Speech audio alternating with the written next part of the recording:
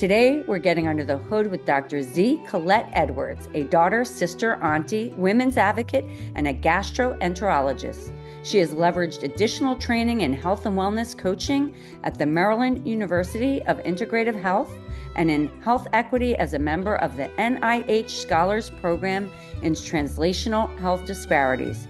Dr. Edwards received a BA from Harvard University, an MD from the Perelman School of Medicine at the University of Pennsylvania, and an MBA from the Wharton School.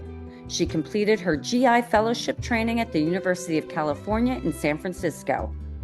She was recently recognized as a trailblazer.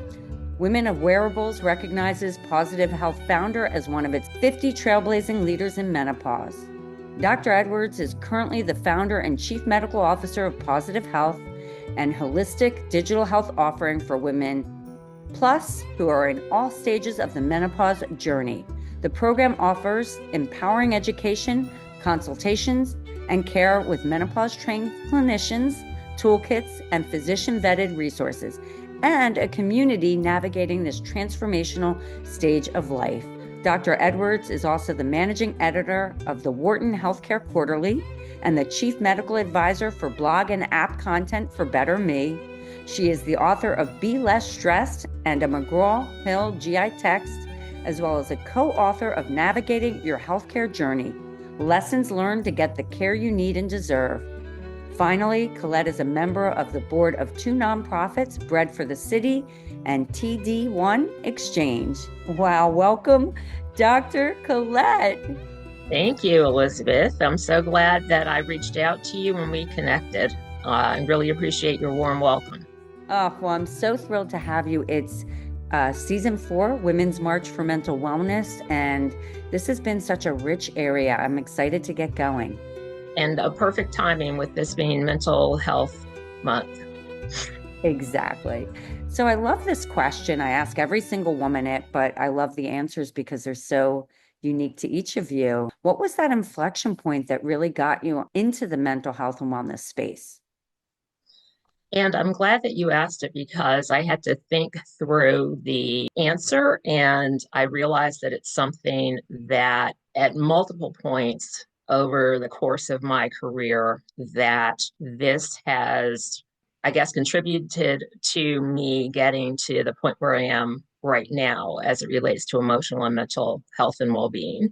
So when I was doing my GI fellowship, it became clear that there were many conditions that had an emotional or mental health component. And one example I will give you is irritable bowel syndrome, which is a very, very common condition, seen more commonly in women, or I'll say at least reported more commonly in women, since I believe that there are certain conditions where there appears to be greater prevalence than women, but is that the case, or is it just that they are willing to talk about it more when they seek help? So irritable bowel syndrome is a condition where people can have an issue with diarrhea, or they can have an issue with constipation, or an issue with the two alternating. And initially it was thought to be all related to stress. And as it turns out, it is related to a greater sensitivity in the nervous system of the GI tract for people who have the condition. So stress does not cause it, but stress definitely can exacerbate it, both in terms of diarrhea or constipation, interestingly. So that was kind of early on in my medical training. During the course of the health and wellness coaching program that I was in, the school, which first acupuncture school in the United States, had a very holistic, whole person view as part of every program that they offered. So that was further reinforcement within just the general health and wellness space. I myself am someone who goes for acupuncture, and Sophia teaches TCM 5-element acupuncture. And one of the things that I like about 5-element is that it is very holistic in its view. It would be very common during a session before any needles to go in to have a conversation about how are you doing, what's going on in your life, and really looking at the whole person before needles go in. And it's a very traditional Chinese medicine type outlook and perspective. I learned a lot about stress, and I provided ways for people to cope with stress in writing the Be Less Stressed book. And that came to be when I was writing a blog article. When I am inspired, things just can flow. So I can end up just having things come flooding in, and then I'm scrambling to get them down. And sometimes my thoughts are going faster than I can write them down. But I had one of those bursts of creativity, and I just kept on writing until it ended. And then I had enough content for 12 blog articles, and that eventually I expanded into the book. Two other examples I will give you related to work that I've done at Fortune 50 companies. One of the companies that I worked for had care management program and very much focused on the physical and mental health components being interwoven and the impact of physical health on mental health and vice versa. So an example that I would give would be that for a person who suffers a heart attack and they're depressed at the time, they're much more likely to suffer a second heart attack than someone who does not have that going on at the time of their MI. And then when I was working at another Fortune 50 company, I was the lead for programming for physicians. And there were physicians who were in direct care delivery. There were physicians who were in more administrative roles. And there obviously were all sorts of stresses and a variety of different stresses. And so as part of developing solutions and support that would address that variety, stress was a big component, and explored lots of different ways to address that, as well as to support emotional and mental health well-being. That's amazing. That's wonderful. It's so interesting just hearing you've done so much. This is in terms of like a plethora of work you've done. I'm very curious. Now I want to go back because there's so much to unpack here. The journey, you learned about this when you were in your GI fellowship. You learned about the connection between the gut and mental health. From that time, were you always keenly aware of the mental health side of things? I would say that I was, and I would say that my natural personality is one of curiosity and wanting to get the bigger picture of what's going on with someone. And so I will give you an example. There were times when a patient might be referred to me for a consultation. And in the mind of some people, a consultation was just simply, we're going to have a conversation and that's it. And you're going to then tell me what's next. And for me, it was the consultation, but it was also a full physical exam, which surprised a lot of people. But having that combination made a big difference. I think people were pleasantly surprised that the approach was as comprehensive as it was. And it became very, very clear early on that if you listen, really actively listen to the patient, a high percentage of the time, they will tell you what their problem is. They may not say it in clinical lingo, obviously, but if you really clue into it, they will be able to tell you what they think. And I would often ask a person, well, what do you think this is? What do you think could be impacting it? And just having that whole person view, what's going on in their personal life, what's going on at work, really was an additional enhancement to my ability to figure out what was going on and find answers and solutions to address their problem.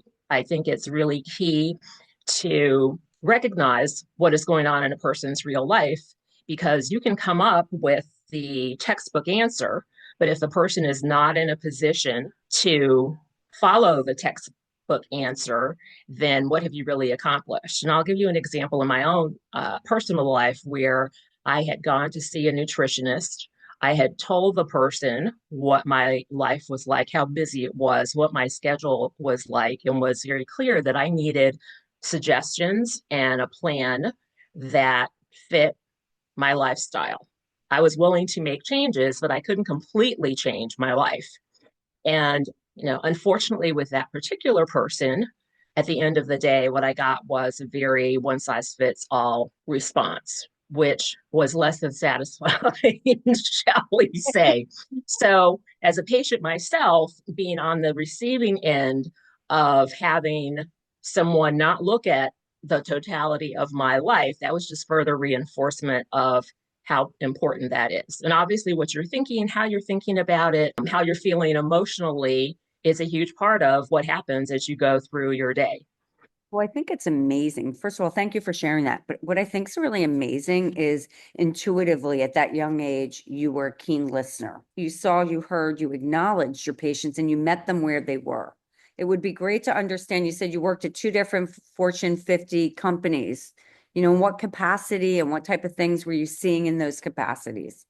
There was between seeing patients in a multi-specialty group practice, I was also doing work administratively so that I was the lead for subspecialty uh, care in internal medicine for the medical subspecialties, as well as an associate medical director for the group as a whole. And the group, I think, in many, many ways, for a vast majority of the population really is a model that really, really worked because it was very much like what people are sometimes trying to accomplish now, and sometimes successfully, sometimes not so successfully. But even when you look at the type of practice, it was holistic in that it had primary care, it had specialty care, and all the specialties included. We had our own urgent care, we had our own radiology, we had our own pharmacy, we had our own physicians going into the hospital and following a person throughout their hospital stay. So, a version of what I will call the original hospitalist model, which is different than what people may experience today. And so, the power of that from that bigger picture view was quite evident in that I would say the patients were very happy, the staff was happy and satisfied, and we delivered really great care that was externally validated. And I know that it sounds like nirvana to talk about it in today's world, but it truly was. I'm not saying that it was easy. I'm not saying that it wasn't stressful at times. I'm not saying that it wasn't challenging, but at the end of the day, I think people retained their sense of purpose. They were very well aware of the reason they got into medicine in the first place. They truly felt that they were helping people, even if they were not curing them, because you can heal someone or contribute to their healing. I'll put it, that's a better way of putting it, even if there may not be a cure for their problem. So even when you're looking at organizations, that holistic view becomes very important, and connecting all the dots and doing it right time, right place. So, for example, if someone came to see me for their GI problem and they had a rash and their dermatology appointment was 3 weeks later, we all know that what's going to happen in 3 weeks, the rash is going to be gone. So I could go down the hallway, grab the dermatologist, say, can you come in the room with me and see the patient for a few minutes to kind of get an idea so that even if you're seeing them 3 weeks later, you know what it was and what things looked like at the time when the rash was present. In terms of other roles and responsibilities I've had over the course of my career, one of those had to do with building and maintaining relationships with physician groups, with health systems, and once again, the importance of looking at things in totality. So, if you're going to be collaborating, you've got to be doing it from the standpoint of truly understanding what is going on, the reality of the workflow and the processes. Because if you want to collaborate, then it will need to be minimal disruption to what is in place unless it's going to be a wholesale transformation, which isn't all that common, and something that is going to work well for everybody, and most importantly, at the end of the day, for the patient. In terms of some of the other examples I gave, I was the National Medical Director of Associate Health and Wellbeing. And so that was where I had the opportunity to work on physician programming, as well as respond to a request that actually came from the physician community. They wanted to incorporate physical activity during the course of the day when they had a few minutes. And it needed to be something that could be done literally if you were in a cubicle environment. You didn't have to change your clothes. You weren't skipping across the floor with people wondering what's going on. And from the beginning, and I thought it was great that it came from the physicians themselves. And so the physical activity component was provided, but I looked at it more broadly from the standpoint of the emotional and mental health component. So there were activities where people could come together as a group for support. There were activities like yoga or presentations on guided imagery or a gratitude practice. So looking at this from a bigger picture of balance and harmony, and the physical activity and physical health programming component being impacted by their emotional health and well-being. So those are a few examples. I think that's great. I mean, I love the fact that that's kind of been the whole person has been at the core of your practicing over the years. I'm curious, like, because you have accomplished so much, you've written books, you're now co-founded a company. Why don't you tell us a little bit about Positive Health and really what was the impetus and that inflection point that got you to start this and got you to focus on midlife health, if you will, and of course, holistically? I have been thinking about the menopause journey for many, many, many years, going back to a time that I was at one of the Fortune 50 companies, and I had an administrative assistant who at the time was going through the hormonal transition.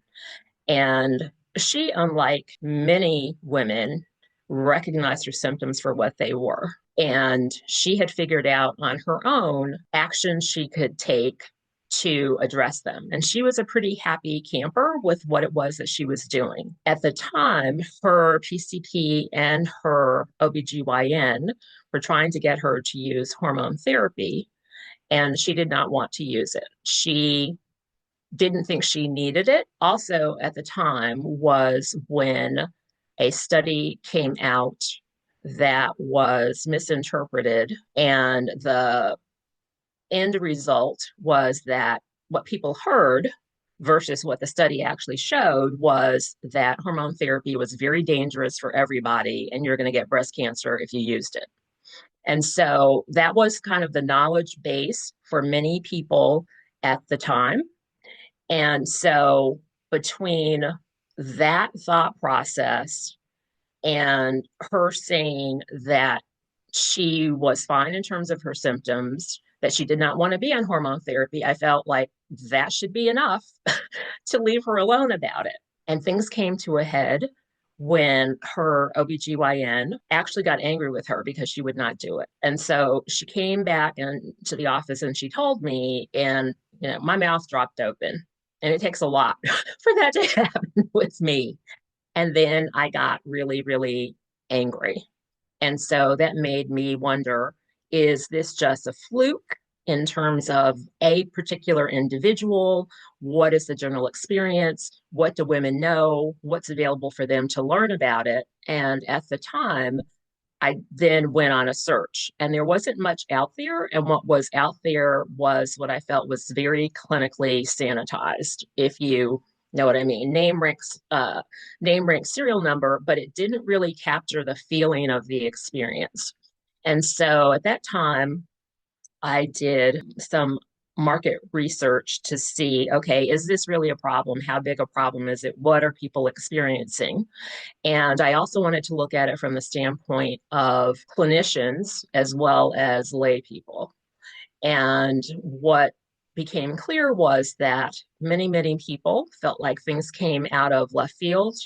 that they weren't sure what was going on, that when they tried to talk about it, the experience was not satisfying. Sometimes there was even medical gaslighting that went on, and they really didn't know where to go, what to do. And that at that time, even for the clinicians, they were not in any better position than their patients, because among the survey respondents were nurse practitioners, the majority of whom were women. So I thought, if you are a woman who is before, during, or after, then along the way, your experience might be different. And what I found was that for the most part, it really wasn't. And so at that time, my goal had been to write a book and really look at things in terms of educating people about the journey, but doing it based on the story of real people. And what's interesting is that the approach that I was going to use with that book is the approach that we actually ended up taking with the Navigating Your Healthcare Journey book. So I got started on the book, life got in the way, the pandemic happened, and as a result of the pandemic and some of the changes that took place, at that point, it dawned on me that there might be a greater opportunity to impact more people and to do it in a very holistic way, and potentially have a greater impact than pursuing a book. So that was the origin story for Positive Health.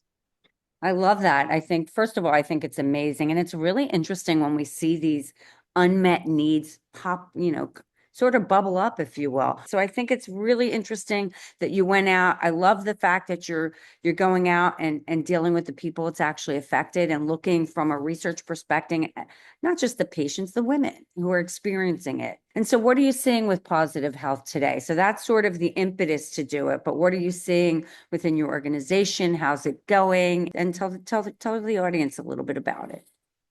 I guess what I would say, before we launched the pilot, I did another round of market research because, several years had passed. I wanted to make sure, is this still really a problem?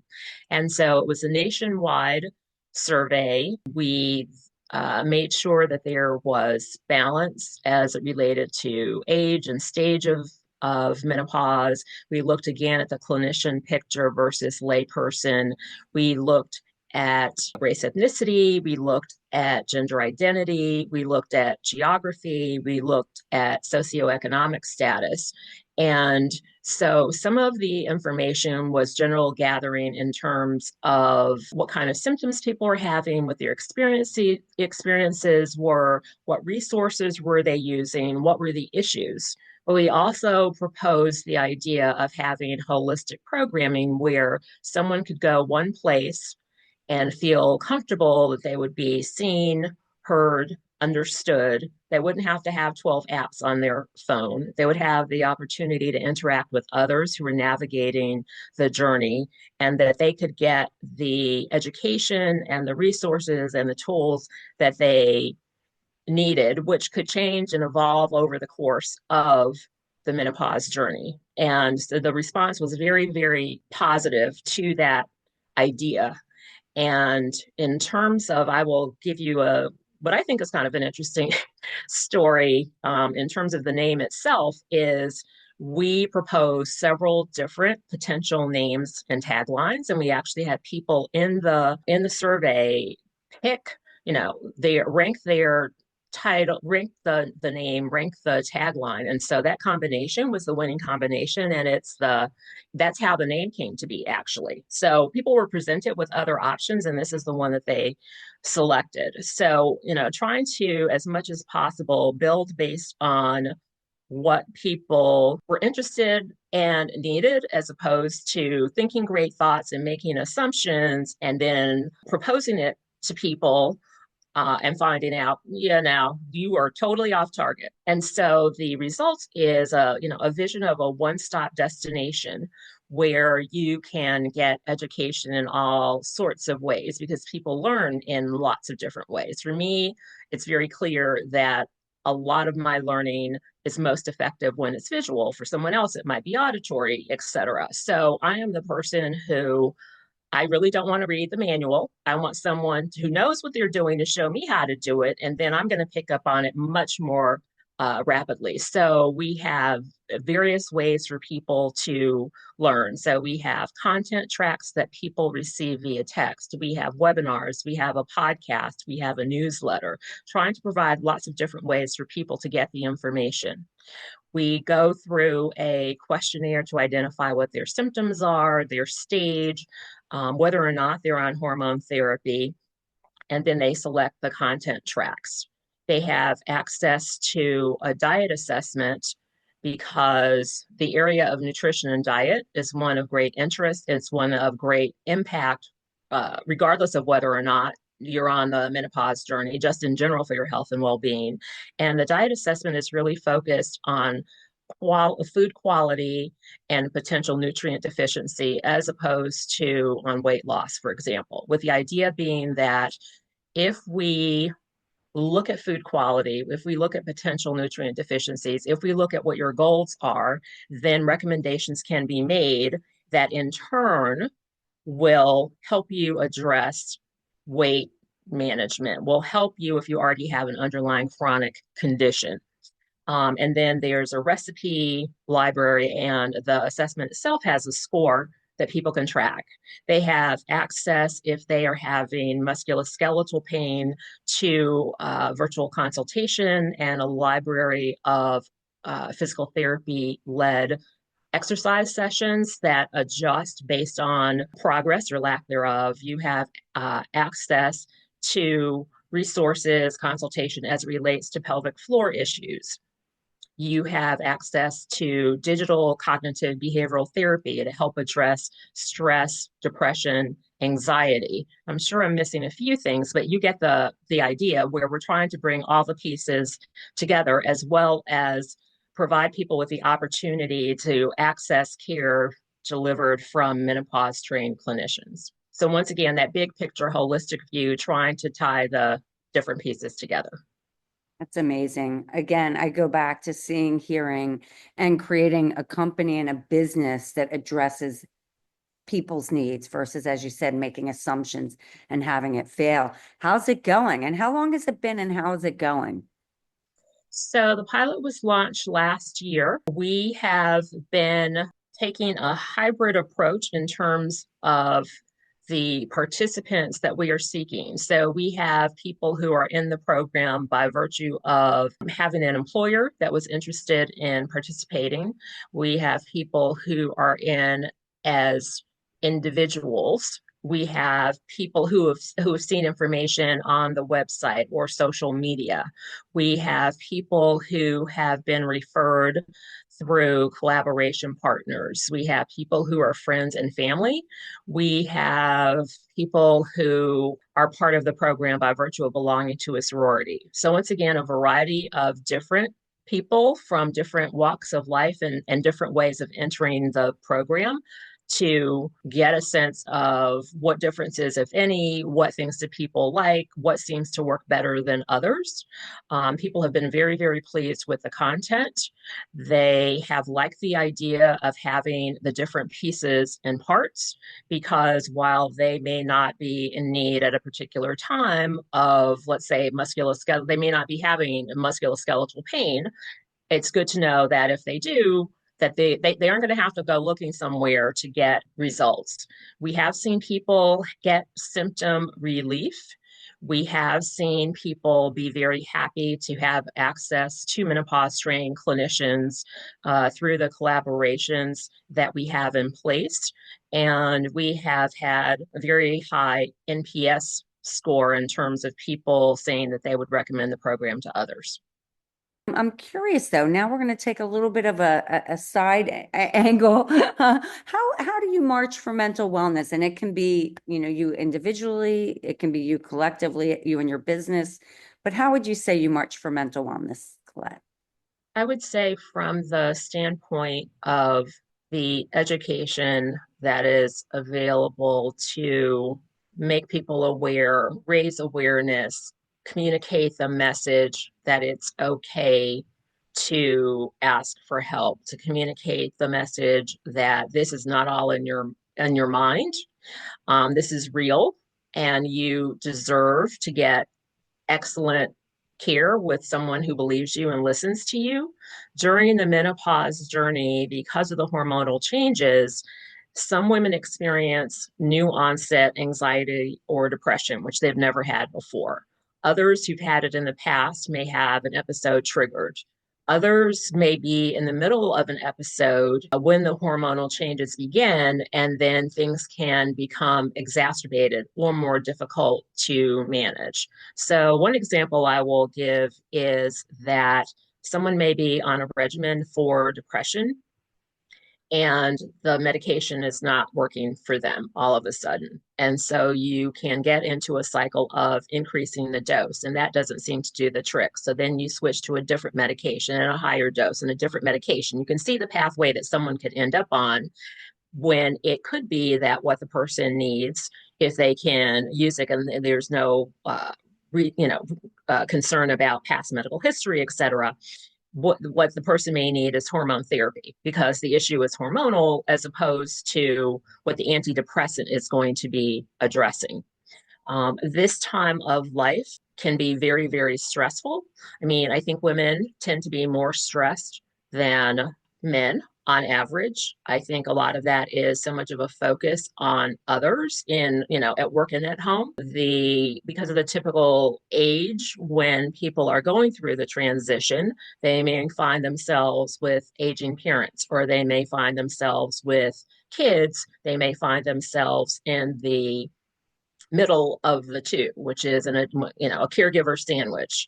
At work, this may be a time when their career is taking off, which is exciting on the one hand, but new responsibilities, greater responsibilities, and so stress tends to come along with that. So I think the education component, providing ways for women to cope and start learning techniques. There are a variety of things that they can do, finding the ones that will work for them. And that can range from physical activity to, it could be guided imagery, it could be journaling, it could be meditation. There are so many different ways of expressing ourselves and getting the stress. Like, I think of it as literally getting the stress out of your body. Boxing, I love. Someone else may want to express things through art. So lots of different ways, but the bottom line is in terms of people seeking help and finding something that is sustainable for them. Because I think when you look at big picture and you look across cultures and you look at what are the things that have stood the test of time with regard to optimizing health and well-being, it is physical activity, it is managing stress, it's human connection, it's healthy eating. And the sooner we get to the point where we recognize those kind of universal ways to support health and well-being, including the emotional and mental health, the less time that can be spent in silent suffering or unnecessary suffering. What do you do for yourself as just a human and a non-physician? What are you doing for your own march for mental wellness? So I had mentioned boxing. I love. I would never have thought that in any way. I had Such a gentle soul. I had a personal trainer who, the thing I really liked about her was that she was very clued in on her clients. She was very flexible. She was into doing a variety of things. And I just happened to ask her, have you done anything or have you had any training with boxing? And she had, some fundamental skills. And so I did it as a lark, thinking it's going to be kind of a one and done. And I loved it. And then I started doing one-on-one lessons. And it is such a fantastic activity for both your brain, your emotional health, your physical health. It's very challenging physically in terms of brain health, getting the blood flow and all of that from the physical activity is great. And the other thing is that obviously punching punching bags, get stress out of your body, but it's also that you have to focus, right? So even though I would do one-on-one lessons because my whole thought was, I don't really want to be in a group with someone else who knows less or about the same as I do. And so the other thing that I started doing was taking dance lessons, and I really love being in the pool. So I find that very, very relaxing. I think what's interesting is that they're all very physical things and flowing things. And I think that that's great. Thank you for sharing that. And sorry Sure, to put you on the spot, no but problem. because everything is so based on others, I think it's important to really highlight that about you. So we are coming to a close. This has been, first of all, you're remarkable. You're doing extraordinary work. I love it. I love it. It's so thoughtful. I don't know if there's anything you want to add before I have the closing question. So, appreciate having had the opportunity to talk about this because it's really, really clear. I think one of the positives that came out of the pandemic, things were getting better when it comes to the stigma associated with emotional and mental health issues prior to the pandemic. But having a global experience of absolutely trauma to varying degrees and having it be a global experience, I think, further reduced the stigma. And it also meant that people would be more willing to talk about it. They would be more open to the idea of getting help. They would be in a better position to understand what it can be like to have your emotional and mental health disrupted because it had happened to them.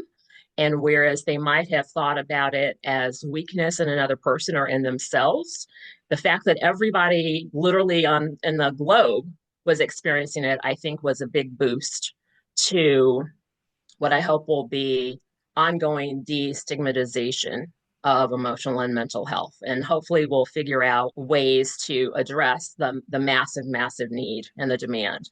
So I love the interconnected nature of everything you're doing. I think it's a really important work, and I applaud you. I really applaud you and commend the work you're doing.